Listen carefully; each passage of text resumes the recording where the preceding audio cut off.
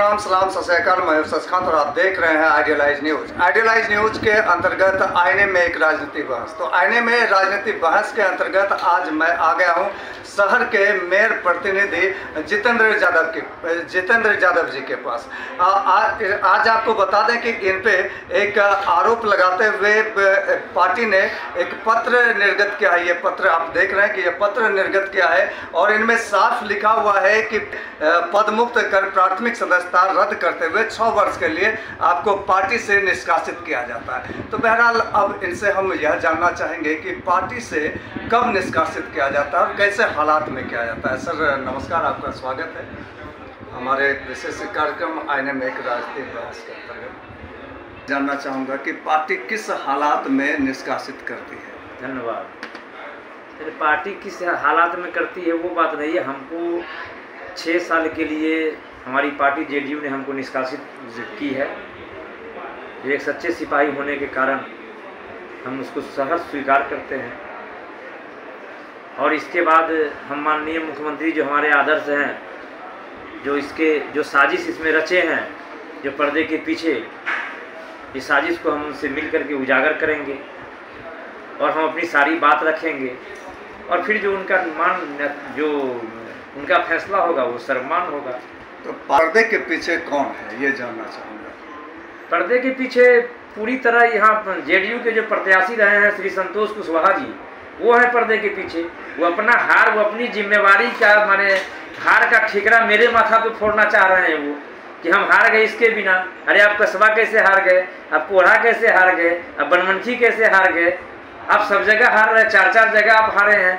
वो पूरी तरह जनता के बीच में एक माने ये क्या कहते हैं, पूरी तरह जनप्रतिनिधि के रूप में माने निकम्मे साबित हुए हैं। 10 सालों तक जनता के बीच में जाने का काम नहीं किया, 10 सालों तक केवल ठेकेदारी किया, 10 सालों तक केवल लोगों के बीच में एक बार भी नहीं गए, किसी के भोज भात शादी ब्याह पूजा पाठ श्राद्ध में कभी जाने का काम नहीं किया और पूरी तरह ठेकेदारी करने का काम किया। इनके विरुद्ध में एंटी इनकम्बेंसी थी जिसके कारण इनकी हार, खुद की हार के जिम्मेवार है। ये इनकी व्यक्तिगत रूप से हार हुई है, ये किसी पार्टी की हार, ये जेडीयू या एनडीए की हार नहीं है, ये इनका व्यक्तिगत हार है, इनका एंटी इनकम्बेंसी हार है। ये जनता के बीच में नहीं मिले उसका हार है। ये दूसरे पे ठिकाना फोड़ते हैं। सर ऐसा सुनने में आया है कि आप दोनों में पहले से ही नहीं बनता था, जैसा कि शिविर लगता था, पूर्णिया शिविर करके वो लगाते थे, तो आपने भी पूर्णिया शिविर के नाम से लगा दिया। तो ये कहीं ना कहीं यह साबित करता है कि आप दोनों एक पार्टी से थे लेकिन अंदरूनी नहीं बनता था दोनों में। इन बातों में कहाँ शिविर नहीं लगाते, शिविर हम लोगों ने सबसे पहले लगाने का काम किया जी। 2013 से निःशुल्क पूर्णिया सेवा शिविर ये हम लोगों के द्वारा लगाया गया था। ये आप सबसे पहले जानते जी। उनके द्वारा अलग में लगाया गया, हम लोग वही लगा रहे हैं। आपसे वो कहीं ना कहीं खपा थे, तो फिर उन्होंने निश्चित रूप से उनको हमारी राजनीति, जब मेयर विभा कुमारी जी हमारी पत्नी धर्मपत्नी जब बनी तो हमारी जो लोकप्रियता है शहर में बढ़ने लगी, तो उनसे उनको खतरा महसूस होने लगा और उसी समय से वो हमारे पीछे लग गया। अविश्वास में उनकी अहम भूमिका हुई महापौर हटाने में, जब हटी थी विभा कुमारी जी। फिर जब 2022 में जब हम लोग चुनाव में आए, पुरजोर उनके द्वारा विरोध किया गया। पूरा शहर जानता है कि उनके पूरे परिवार के द्वारा विरोध किया गया। उसके बाद भी हम लोग जीतने में सफल हो गए, वो सफल नहीं हो पाए। तो इनका इतिहास ऐसे भी रहा है। वो जिनको हराना चाहते हैं वो जीतता है और जिनको जिताना चाहते हैं उसका हारता है, क्योंकि इनका जनाधार समाप्त हो चुका है। तो आपका कहना सर सही है कि इनकी लोकप्रियता नहीं बनी हुई थी। जब ग्राउंड रिपोर्टिंग मैं कर रहा था तो ग्राउंड रिपोर्टिंग के अंतर्गत जब मैं जा रहा था तो लोगों से जब बातचीत कर रहा था तो उनका कहना था कि सांसद महोदय के देखबे नहीं कर लिया, इस तरह से लोग कह रहे थे। तो बहरहाल उनका ये खत्म हो गया था। लेकिन सर एक अफवाह शहर में ये भी उड़ रहे थे कि आप पार्टी में रहते हुए पार्टी के साथ नहीं थे, शहर से कुछ दिन के लिए चले गए थे। तो ऐसे ये हालांकि किसी दल के नेता के द्वारा नहीं कहा गया था, लेकिन ये कहीं ना कहीं मुँह बातें हो रही थी। पार्टी में मुझे जब भी बुलाया गया, इनके द्वारा चुनाव के दरमियान भी मुझे अपमानित और उपेक्षित किया गया, जो इनका अहंकार था। तो और बाहर जो गया तो मेरे बेटे बेटी का आउटिंग था देहरादून में, बच्चे का स्कूल में, 21 to 23 3 दिन का। हम वहाँ गए, 20 को गए, 24 को हम आए, 25 को। और चुनाव में जब आए तो इनके साथ दिन में जहाँ पे भी बुलाए चुनाव के पहले 20 के पहले वहाँ जाने का काम किया। और एक भी हमको प्रूफ बता दीजिए। तो ये तो हार का ठेकरा अपना नहीं होता। प्रदेश नेतृत्व लोग कैसे जानेंगे तो यही फलाना हरा दिया हमारा पार्टी में रह करके। कैसे हारने के बाद वो बौखला तो नहीं गए हैं, इसलिए तो आरोप प्रत्यारोप नहीं लगा रहे हैं। निश्चित रूप से उनकी हार हुई है, व्यक्तिगत हार हुई है, उनके अहंकार की हार हुई है। अहंकार नहीं रहती तो आज नहीं हारते वो। जेडीयू की हार नहीं है, एनडीए की हार नहीं है, उनका एंटी इनकम्बेंसी जनता के बीच नहीं जाना, ये उनकी हार व्यक्तिगत रूप से हार है।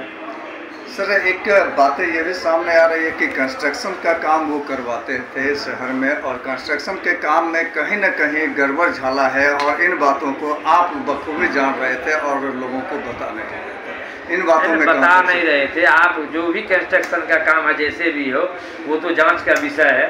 आप देख लीजिए उनका जो भी काम है जैसे भी है। तो 10 साल तो ठेकेदारी किए और दूसरा काम तो किए नहीं है। तो बहरहाल ये थे हमारे साथ जितेंद्र यादव जी। इनका सीधा प्रत्यारोप इनके ऊपर है, माननीय सांसद महोदय पर इनका सीधा आरोप है कि पूरी साजिश के पीछे लोकसभा प्रत्याशी संतोष कुशवाहा जी जिम्मेदार हैं, जिन्होंने अपने हार का ठिकरा इनके सिर पर फोड़ दिया है। इनका कहना है ऐसा, और इन्होंने कहा कि हार के बावजूद वो जो है इन पे ये कह रहे हैं कि इन सारे जिम्मेदार ये हैं, लेकिन इनका यह कहना है कि इनके जिम्मेदार ये नहीं बल्कि वो खुद है। और ये सही बात है। जब मैं ग्राउंड रिपोर्टिंग कर रहा था और लोगों के बीच जा रहा था तो लोगों का कहना था कि आज तक सांसद संतोष कुशवाहा को हमने देखा ही नहीं है। इस वार्ता इसलिए बुलाई गई है कि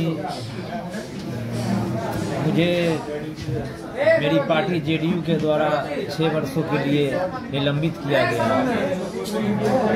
अपना साथ लड़ लिया जी। पार्टी का हम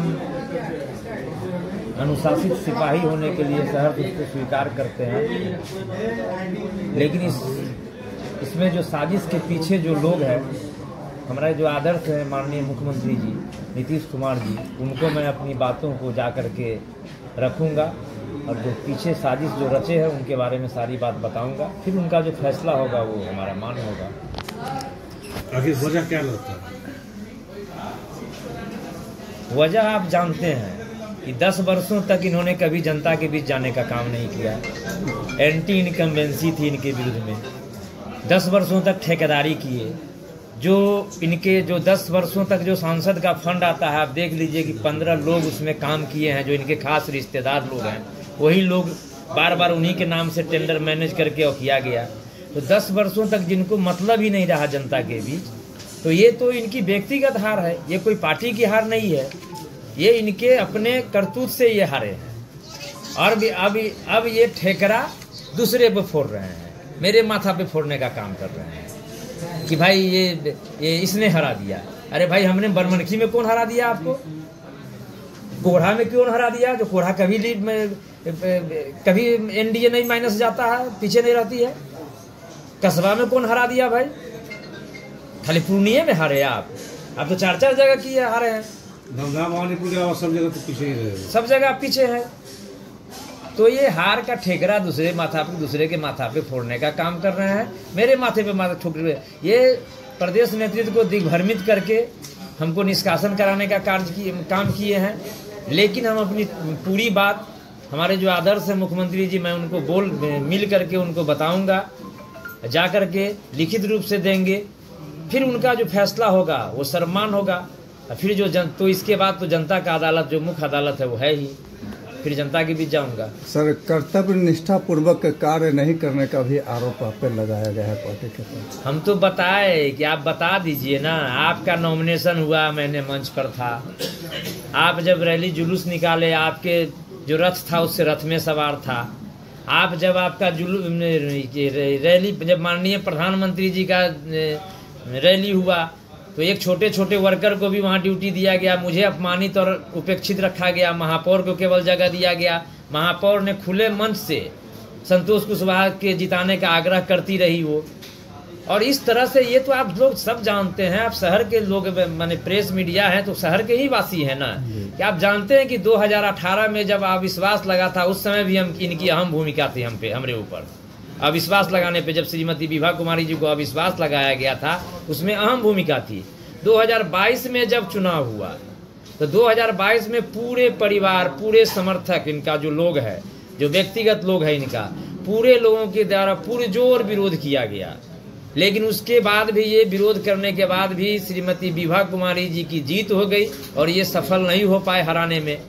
इनका इतिहास रहा है कि ये जिनको हराना चाहते हैं उनकी जीत होती है, ये जिनको जिताना चाहते हैं उनकी हार होती है, क्योंकि इनका जनाधार समाप्त हो चुका है।